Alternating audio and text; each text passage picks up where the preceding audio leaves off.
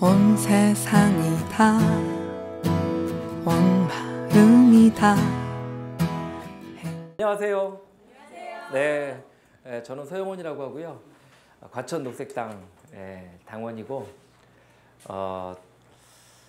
비교적 일찍 녹색당 만드는 일을 시작해가지고 실패도 겪었던 사람이고 하여튼 그렇습니다.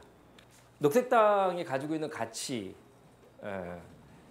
그리고 그게 우리 강령에 어떻게 구체화되어 있는가 그리고 도대체 정치라는 거에 현실 정치라는 거에 대해서 녹색당은 어떤 생각을 가지고 있는가 이 정도를 오늘 주제로 하고 그 사는 이야기는 아무리 생각해봐도 제가 녹색당과 우리 삶에 대해서 이야기할 주제는 안 되는 것 같고 이야기를 해보겠습니다.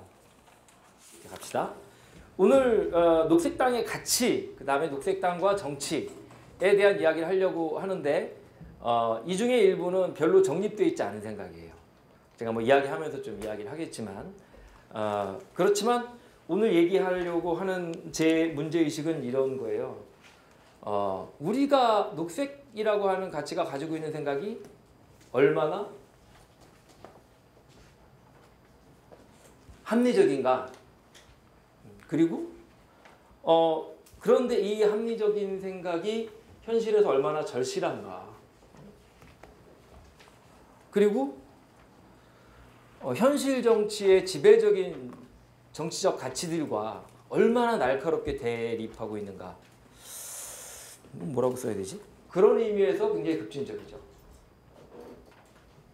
하지만 우리가 가진 생각이 합리적이고 절실하다는 생각이 없다면 뭐랄까요? 우리가 용기를 갖고 일해 나가기 되게 힘들다고 생각해요.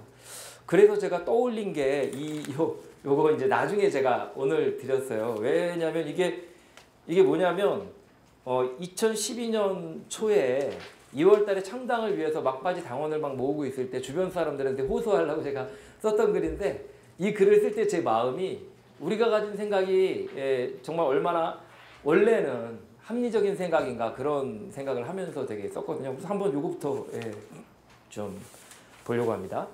녹색당은 지구에 버티는 능력이 무한하지 않다고 생각합니다. 버티는 능력이라고 하는 건 영어로는 지탱 가능한 서스테이너블 이 말이거든요. 버티는 서스테인 할 수 있는 능력, 서스테인.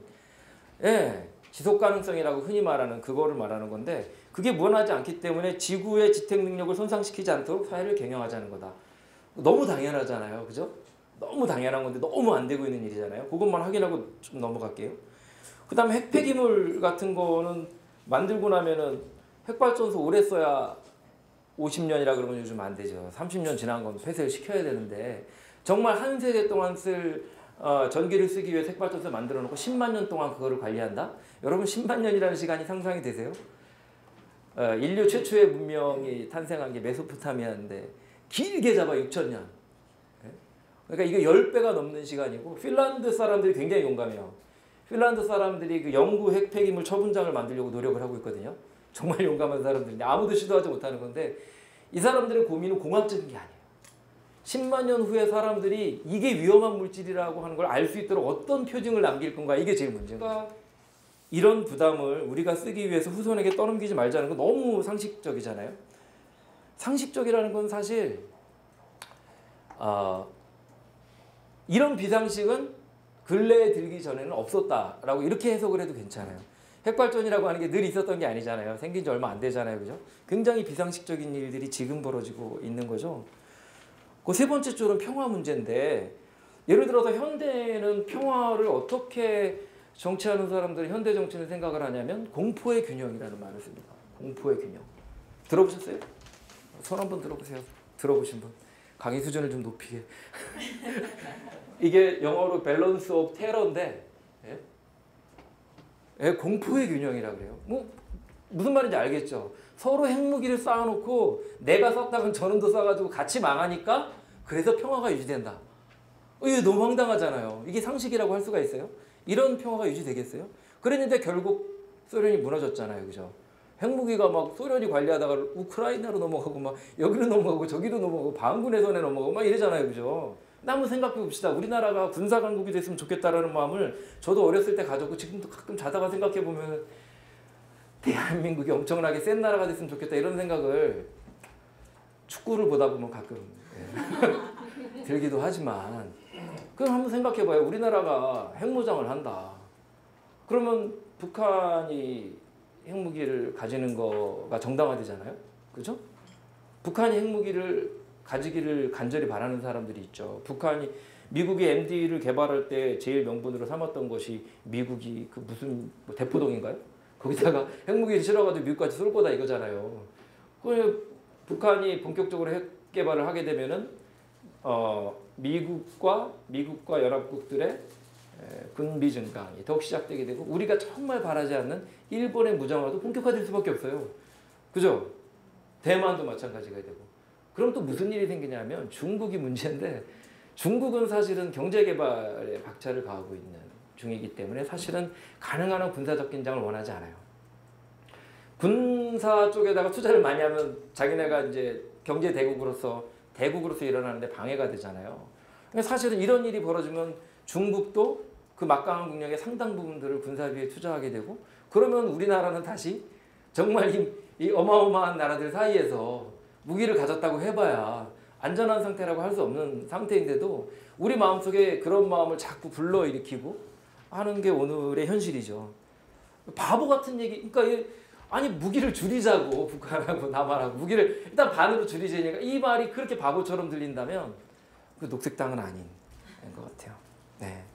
그리고 여기서 분단에 처하고 강대국에 둘러싸인 우리나라의 살 길은 동북아시아 실질적인 군축을 주도하는 데 있다고 생각합니다. 그런 역할에 굉장히 지정학적으로 중요한 위치를 차지하는 게 제주도라고 그러더라고요. 자세한 말씀은 안 드리겠지만 그런데 결국은 제주도에 강정의 해군기지를 지으면서 많은 사람들이 그 강정의 해군기지는 미국의 대중국 포위망의 일부라고 생각하고 있죠. 결국은 강대국의 냉전 시절과 비슷한 대립의 한 복판으로 걸어 들어가는 무모한 짓을 하고 있는 현실이라고 생각합니다. 정치도 마찬가지죠. 이렇게 썼죠. 창고를 관리하라고 머슴을 뽑았더니 이게 정치잖아요. 그죠? 우리는 바쁘니까 생업에 그래서 머슴을 뽑았더니 왕 노릇하는 이상한 정치. 나경원 의원이 미디어법은 너무 어려운 법이라 가지고 국민들한테 얘기해도 잘 아시지 못할 거기 때문에 이렇게 얘기를 하더라고요. 어이가 없기도 하지만 또 진실에 일단이 있다고 하는 생각은 들지 않으세요? 잘 모르잖아요, 여러분. 그냥 정치하는 사람이 정말 중요한 문제면 그 문제를 국민들에게 쉽게 알리고, 그죠? 쉽게 알리고 같이 토론할 수 있도록 하는 촉매 역할을 해야 되는 게 정치인 아니겠어요? 그 역할을 안 하니까 우리가 모르는 거지. 모르는 상태에 자기들끼리 쑥덕쑥덕하고 통과시키는 거잖아요, 그죠?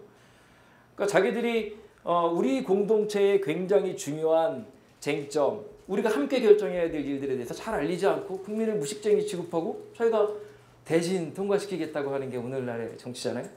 예.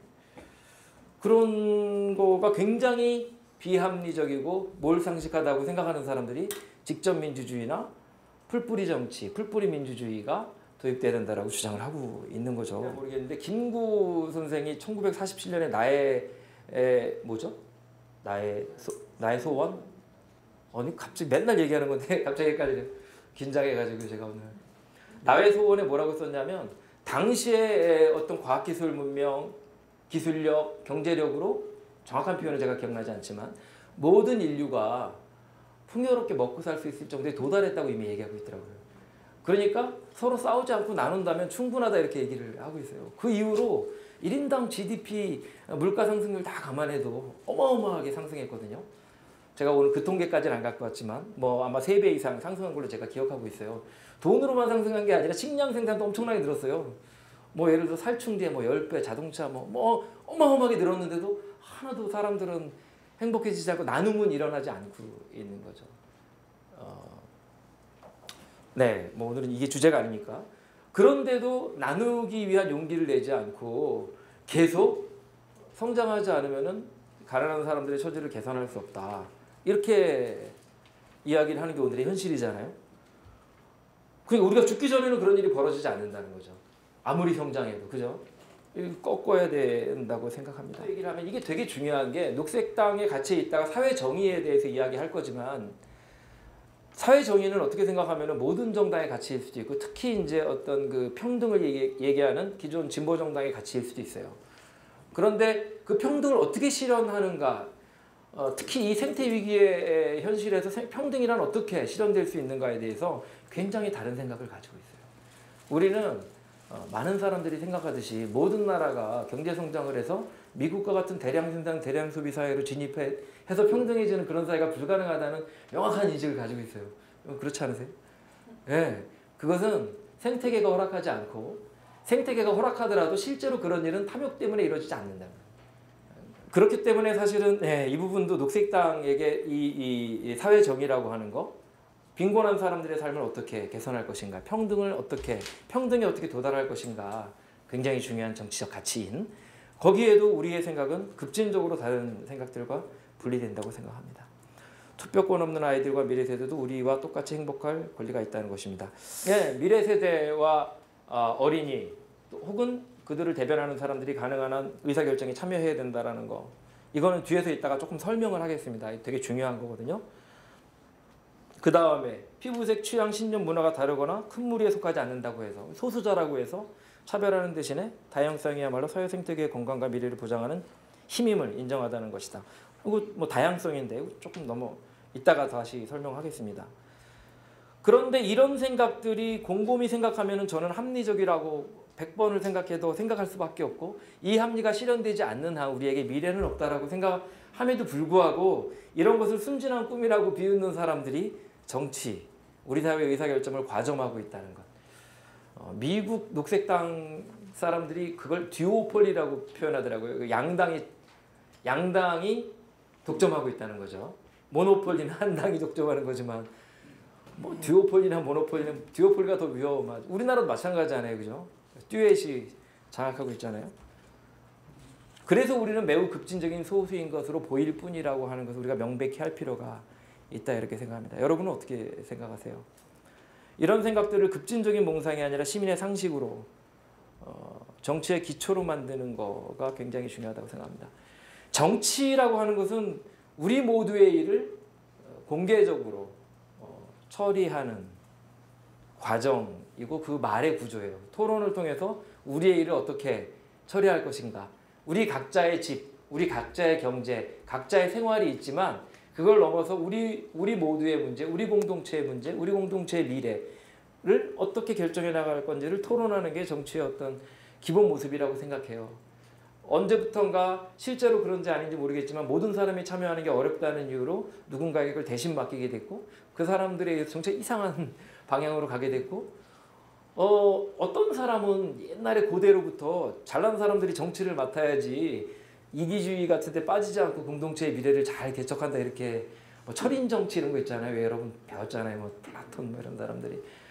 그런 일이 일어나지 않고 그 사람들이 특권 계급이 돼가지고 정치를 차지하고 도리어 그 사람들에게 돈을 주는 사람들에게 정치가 복무하는 그런 일들이 역사적으로 벌어지고 있는 거잖아요. 그래서 그 방향을 되돌리자고 하는, 말이 안 된다고 어떤 사람들이 이야기하지만 꼭 필요한 일을 우리가 하고 있습니다. 그때 초록정치연대가 창립하면서 키워드로 정리했던 8개의 녹색정치의 가치예요. 이게 기억하기 좋게 깔끔하게 돼 있다고 생각해서 요거를 먼저 이야기를 했습니다. 생명 부분에 보면 제가 이렇게 써놨죠. 생명은 어떤 순간에도 목적으로 여겨져야 하며 수단 아닌 도구로 취급되어서는 안 된다. 생명에 대해서도 할 말이 되게 많은데, 생명이 전적으로 이렇게 수단으로 취급되기 시작한 거는 오래된 일은 아니라고 생각해요. 근데 이 생명에 대해서 우리는 생각해 볼 게 되게 많다고 생각합니다. 오늘 뭐 토론하기는 되게 힘들지만 생명을 우리가 얘기할 때는 어떤 개체를 자식처럼 애지중지하는 이런 거랑 조금 다르다고 생각해요. 우리가 많은 사람들이 내가 뭐 성인으로 이렇게 살아가는데 나를 자꾸 돌봐주길 바라진 않잖아요. 성가시게. 내 안에는 어떤 내가 발전할 수 있는 그 디벨롭이라고 그러잖아요. 할 수 있는 내 가능성은 제가 가지고 있는데 좀 잘 생각해 보시자고요. 우리가 생명을 존중한다는 것이 무엇인지에 대해서 한번 당원들이, 우리가 동물보호서부터 환경, 공기, 뭐 요즘 우주 쓰레기까지 다 생명의 문제가 됐잖아요. 우리가 생명을 존중한다는 건 뭔가, 제가 사실 환경단체 출신인데 지금까지도 해결되지 않는 문제예요. 사실은 더 나아가서 과학에서 생명이라는 걸 정의를 못하고 있어요. 뭐 자세한 얘기는 안 하고 있겠지만 하여간 그렇지만 중요한 거는 생명이라고 하는 것들이 이렇게 도구로 여겨지고 생명이라는 것들이 이렇게 자유롭게 꼽힐 수 없는 그리고 굉장히 우리랑 돈이라든지 이런 가치들에 의해서 언제든지 소모될 수 있는 것으로 취급된 적은 별로 없다는 거죠. 네, 이건 넘어갈게요. 평화라는 게 있잖아요. 평화는 보통 우리 평화라고 여기다가 썼지만 그 이제 유럽의 녹색당에서 처음 만들 때는 비폭력이라고 보통 더 많이 철자가 맞는지 모르겠네요. 비폭력이라고 이렇게 많이 쓰는 폭력이 없는 상태. 우리는 평화. 예. 평화가 굉장히 중요한 가치이고 평화를 이야기할 때 군대를 키워야 평화가 온다. 우리가 이런 사고랑 어떻게 싸울 것인가. 그죠? 예. 그리고 예를 들어서 어떤 한 사람이 가부장적으로 지배하는 사회가 평화로운 사회일 수 있다라고 하는 생각과는 어떻게 우리가 싸울 수 있을 것인가 이런 생각을 해야 된다라는 거 정도 이야기하고 넘어가겠습니다. 현대의 정치는 국민국가라는 게 생기면서 의사결정의 단위가 국가라는 것으로 갇혀버렸어요.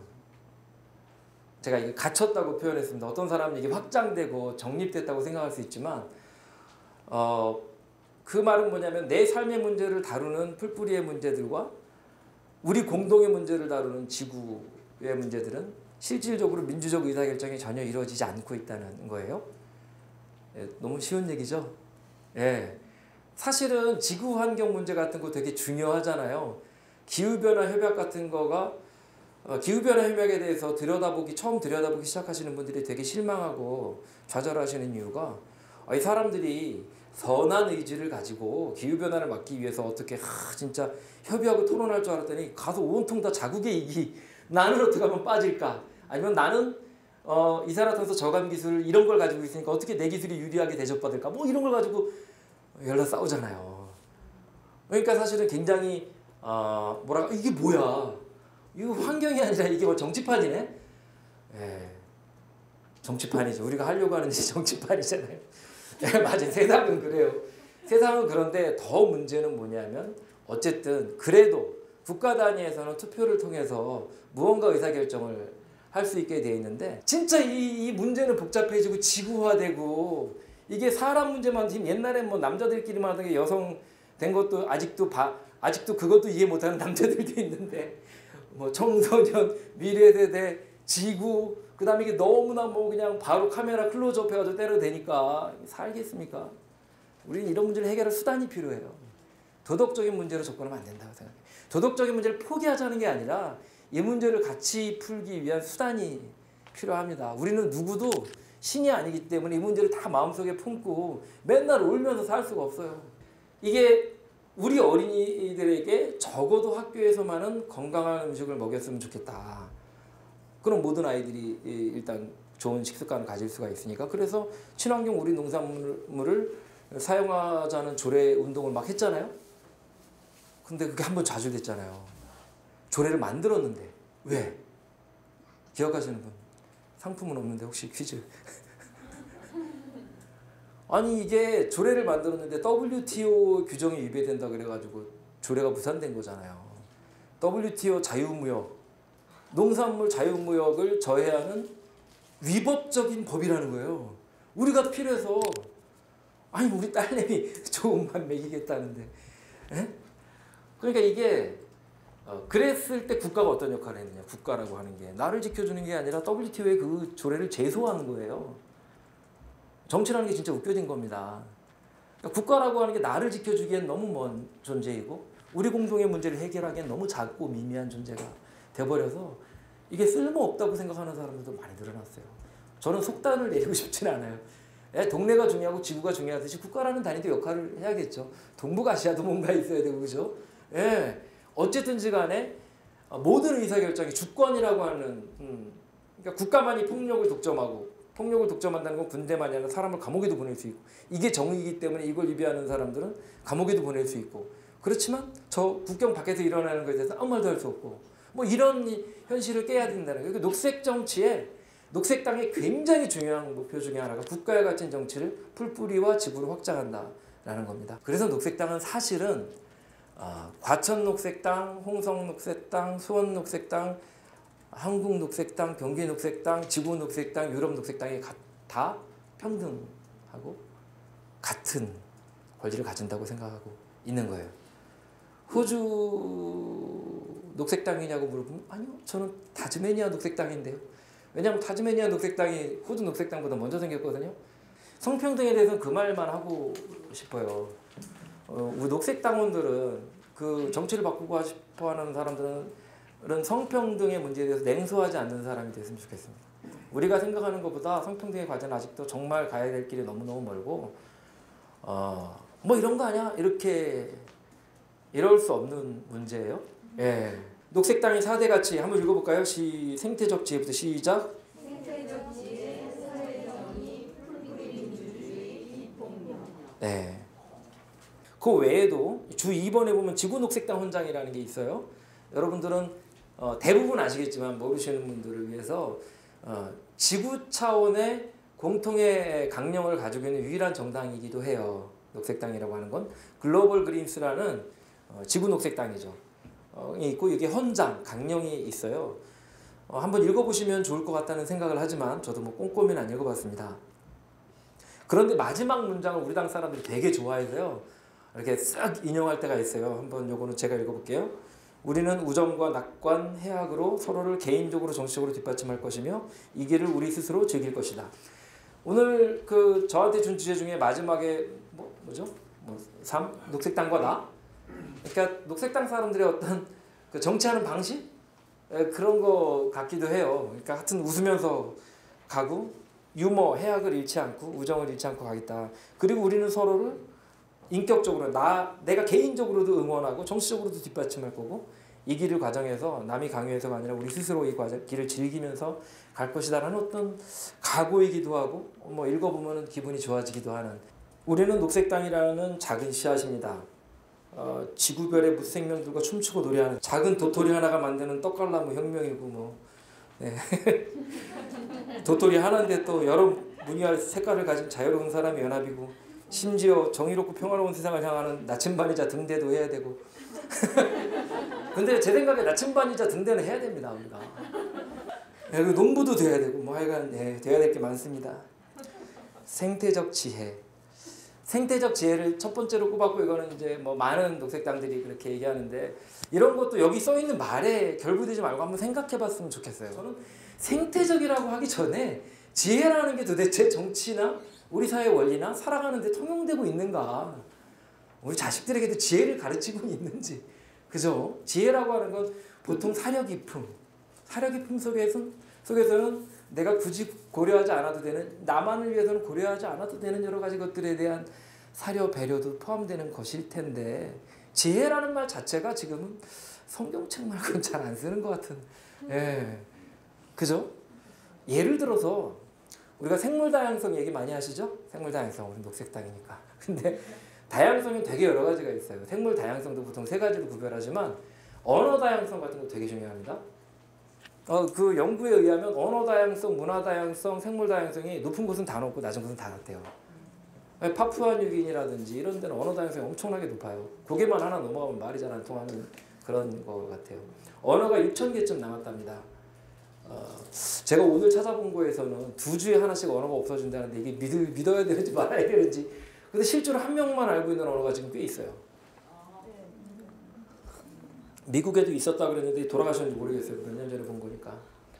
그런데 이 언어가 사라진다는 건 뭐냐면 예를 들어서 어느 인종의 언어가 하나 사라진다는 건 이 사람들이 수천 년 동안 그 말을 가지고 발전시켜온 지혜가 사라진다는 거예요. 거기는 생태적 지혜도 담겨 있는 거예요. 예를 들어서 어느 부족의 말에는 그 지역에서만 살고 있는 새를 가리키고 그 새의 생태를 지칭하는 말들이 있어요. 그 말이 사라진다고 하는 건 거기에 담겨있는 지식이 다 사라진다는 걸 의미해요.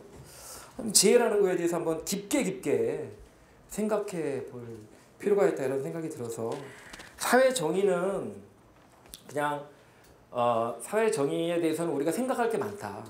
사회 정의는 그러니까 우리가 녹색당의 가치를 생각할 때 아까 여러 가지 이런 얘기를 했는데 그냥 합리적이다, 맞는 얘기다라 해서 그치면 정말 저는 안 된다고 생각해요.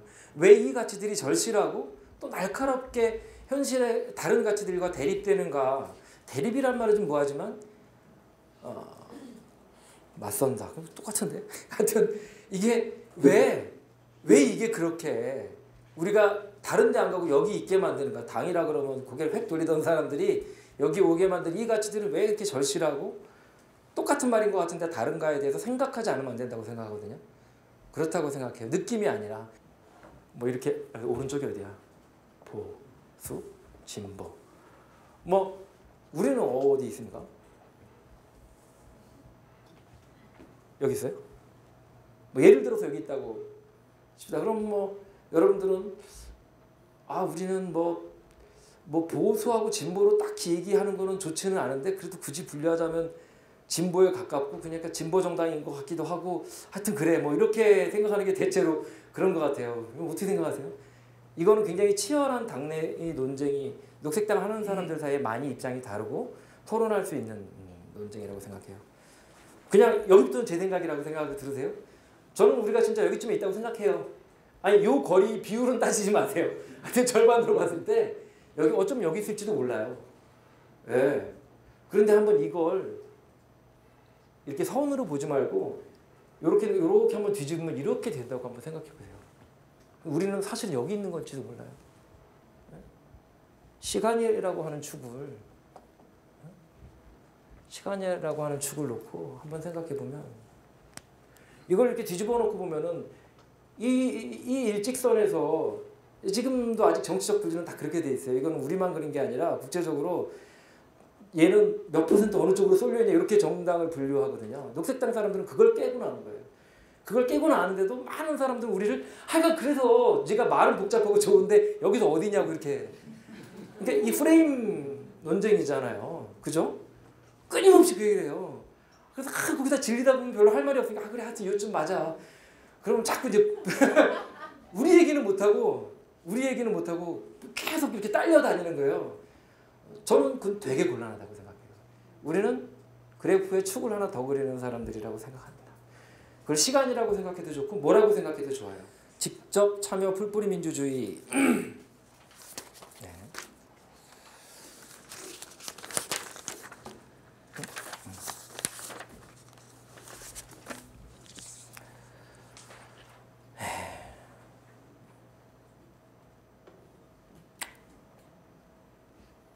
우리 당에도 이 문제에 관한 긴장감이 일기 시작했어요.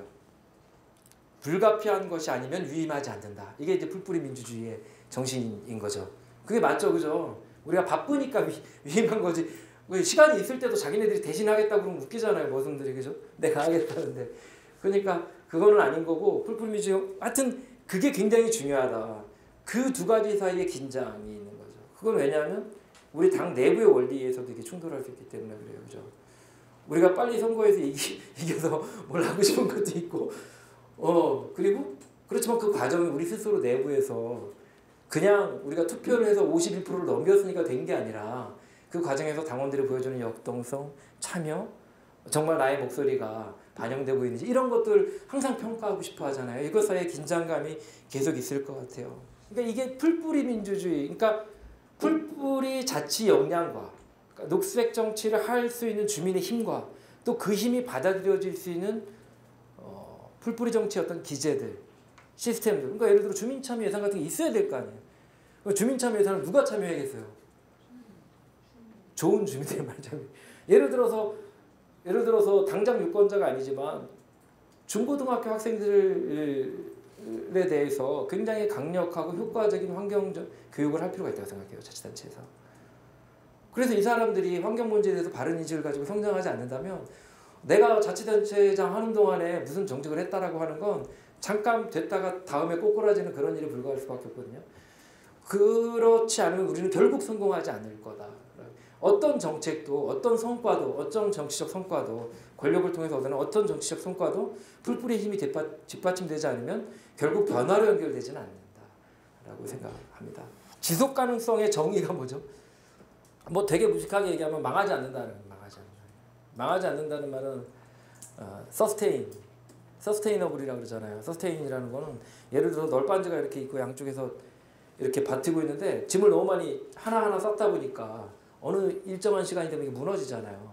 휘어지다가. 그게 서스테인하지 못하게 되는 거죠. 그러니까 뭘 하든지 간에 그게 무너지지 않을 정도로 해야 서스테인한 거예요.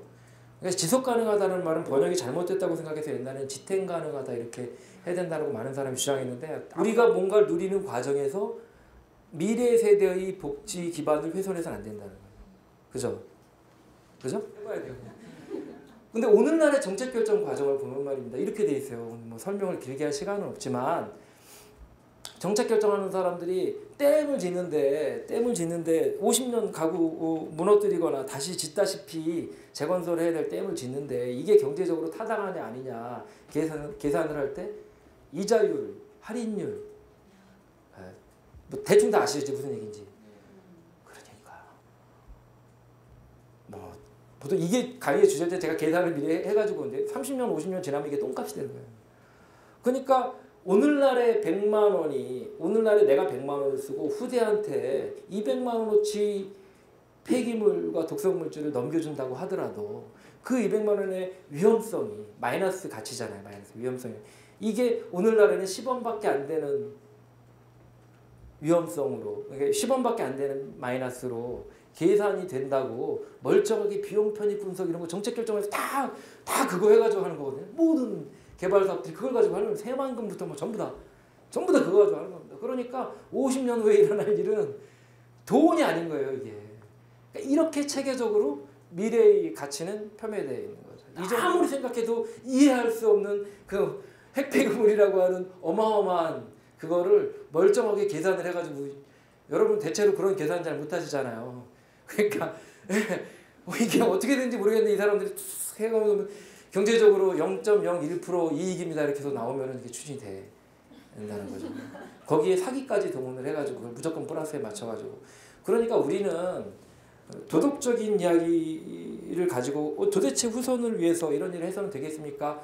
사람들이랑 이야기하면서 또 한편으로는 정치를 통해 가지고 그 정치라는 의사결정 과정을 왜곡시키고 있는 이른바 사이비 과학적인 의사결정에 대해서 정말 싸울 수 있어야 된다고 생각해요.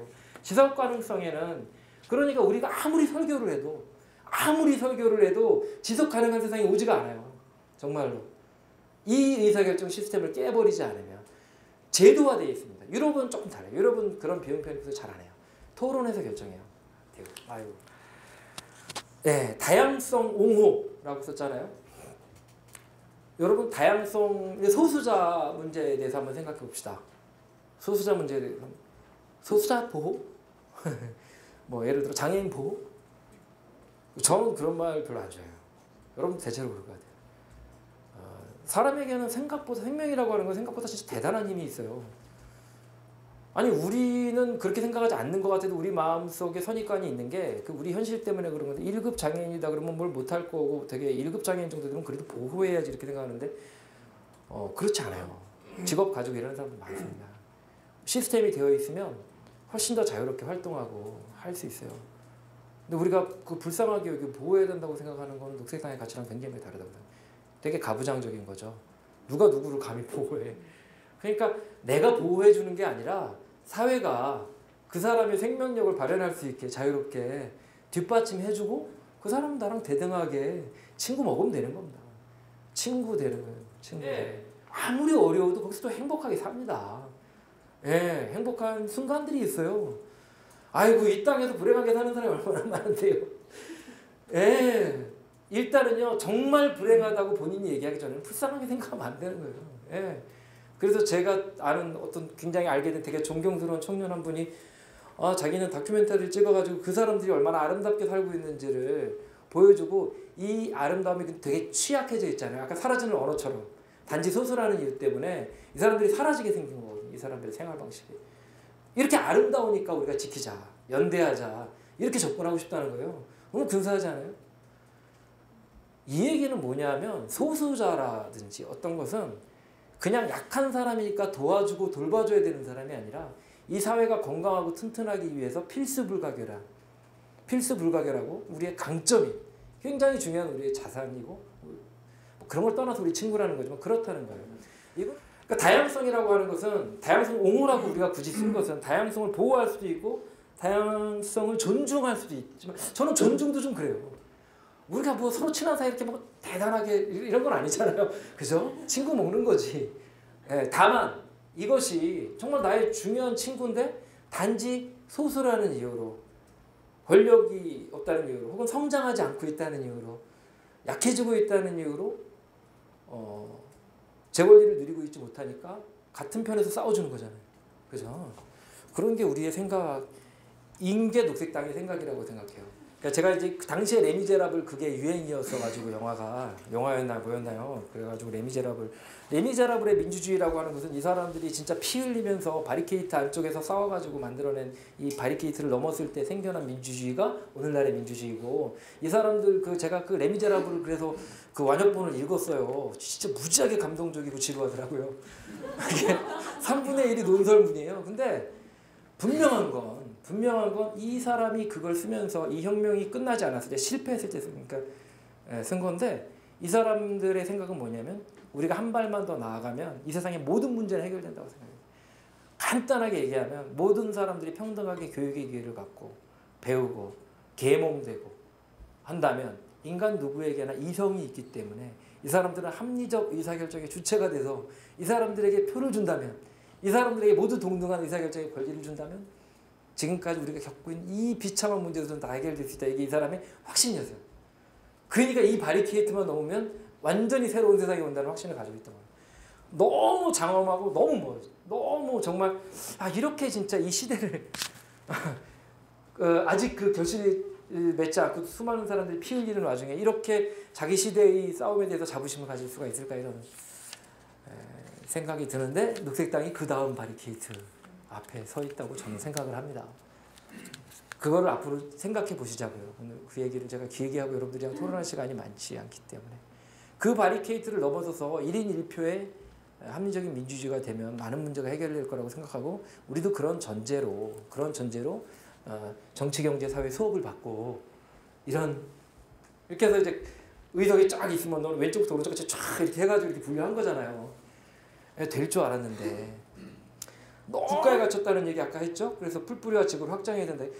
모든 사람이 민주주의인 줄 알았는데 알고 보니까 국가에서만 결정할 수 있고 아무것도 결정할 수가 없는 거예요. 실제로 결정할 수 없는 게 훨씬 더 많아진 거예요.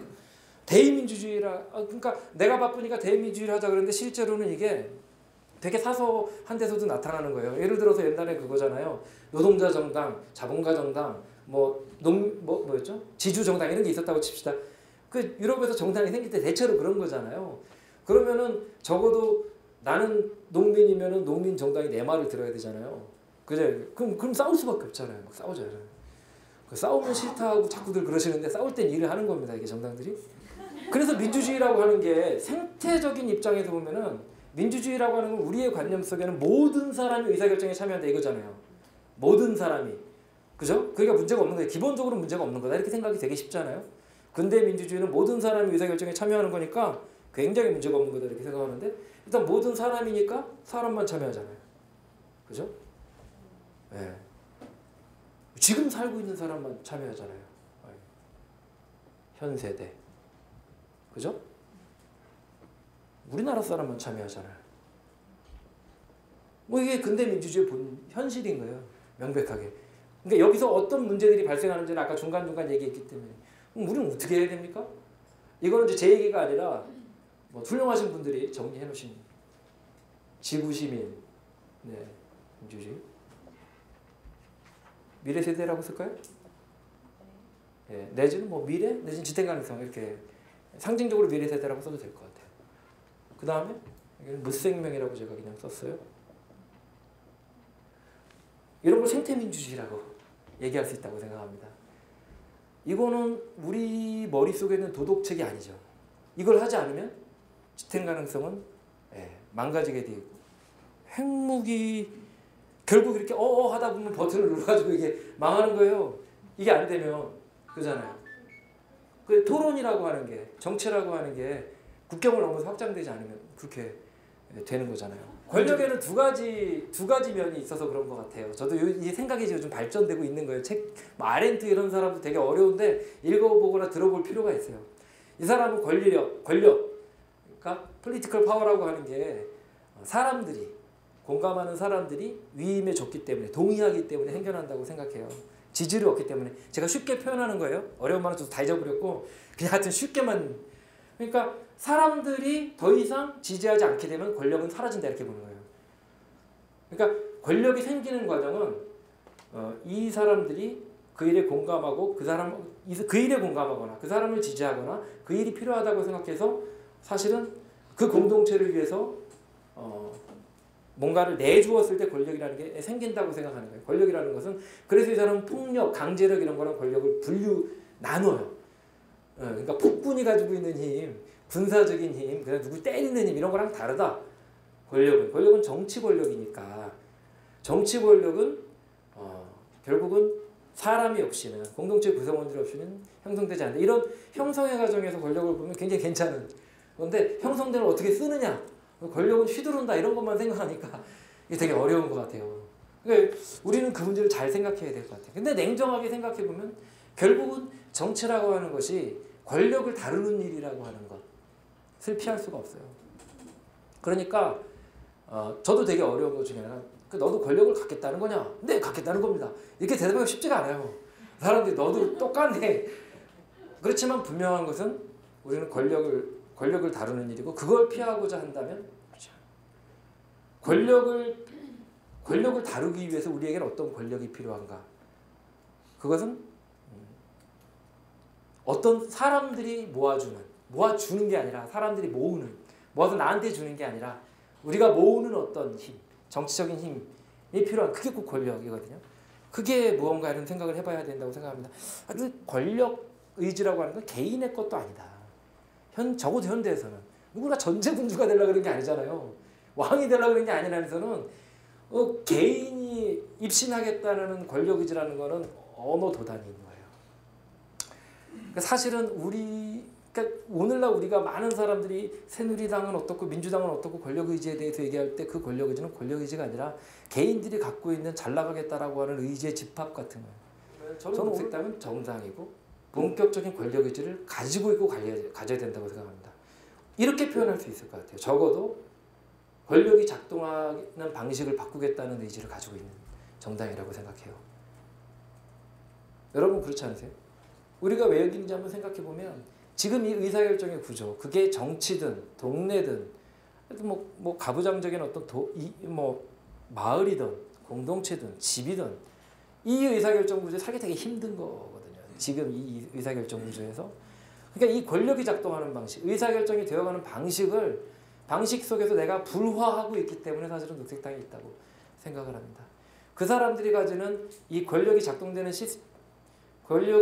방식을 바꾸겠다라고 하는 근본적인 권력의 의지가 내가 한번 뭘 해보겠다라고 하는 입신 의지의 집합보다 작을 것인지 아닐 것인지 이걸 한번 생각해 봐야 된다고 생각해요. 그럼 우리 각자는 그다지 악착같지 않은데 우리가 각자 가지고 있는 이 시대와의 불화, 지금 이 권력이 돌아가는 방식과의 불화를 어떻게 녹색당의 권력 의지이자 정치적 힘으로 만들어서 세상을 바꿀 것인가. 그래서 조금이라도 더 내가 덜 불행하게, 덜 깝깝하게, 그래서 조금 바뀌고 있는 것 같으면 낫잖아요, 그죠? 녹색당이 좀 잘 싸워주고 있으면 좀 위안이 되잖아요, 그죠? 그럴 수 있을 것인지 한번 생각해 볼 필요가 있다고 생각을 합니다. 우리는 분명히 권력을 다루는 사람들이고, 지금 있는 권력을 그대로 가지려고 하는 게 아니라 권력이 작동되는 방식, 그리고 그 권력이 해치고 있는 많은 가치들과 우리 삶의 기반을 바꾸려고 하는 사람들이라는 걸 분명히 하면서 내가 그 권력을 잡아서 좋은 일을 해주겠다는 그런 함정에 빠지지 않는 그런 방법이 뭐가 있을까 고민하면서 당원 생활을 합시다. 하여튼 네, 고맙습니다. 네.